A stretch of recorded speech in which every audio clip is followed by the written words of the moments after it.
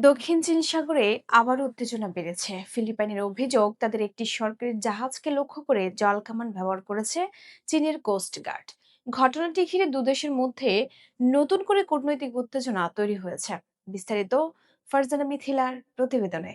দক্ষিণ চীন সাগর বহু বছর ধরেই বিরোধপূর্ণ একটি অঞ্চল। চীন এই সাগরের বড় অংশের মালিকানা দাবি করে।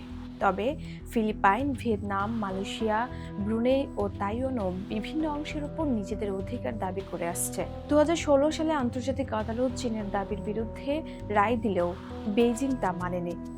ফিলিপাইনের দাবি, তাদের একটি সরকারি জাহাজ নিয়মিত সরবরাহ মিশনে থাকাকালে চীনের কোস্টগার্ড সেটিকে বাধা দেয় এবং জলকামান ব্যবহার করে।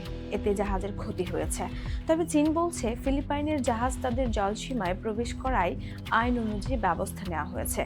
এই ঘটনার পর ফিলিপাইন কড়া প্রতিবাদ জানিয়েছে। অন্যদিকে চীন তাদের অবস্থানে অনড় রয়েছে। ফলে দুদেশের মধ্যে উত্তেজনা আরও বেড়েছে। বিশ্লেষকদের মতে, সাম্প্রতিক বছরগুলোতে এ ধরনের ঘটনা বারবার ঘটছে, যা ভবিষ্যতে বড় সংঘাতের ঝুঁকি বাড়াচ্ছে। শুধু শক্তি প্রদর্শন নয়, কূটনৈতিক আলোচনায় এই সংকট সমাধানের সবচেয়ে কার্যকর উপায়। কারণ দক্ষিণ চীন সাগর শুধু আঞ্চলিক নয়, বৈশ্বিক বাণিজ্যের জন্য অত্যন্ত গুরুত্বপূর্ণ একটি সমুদ্র পথ। সব মিলিয়ে নতুন এই ঘটনা আবারও দেখিয়ে দিল, দক্ষিণ চীন সাগরের বিরোধ এখনো শেষ হয়নি। পরিস্থিতি নিয়ন্ত্রণে রাখতে দুদেশের সংযম এবং আন্তর্জাতিক আইন মেনে চলার উপর জোর দিচ্ছেন বিশ্লেষকরা। Voice of Bangla, international desk.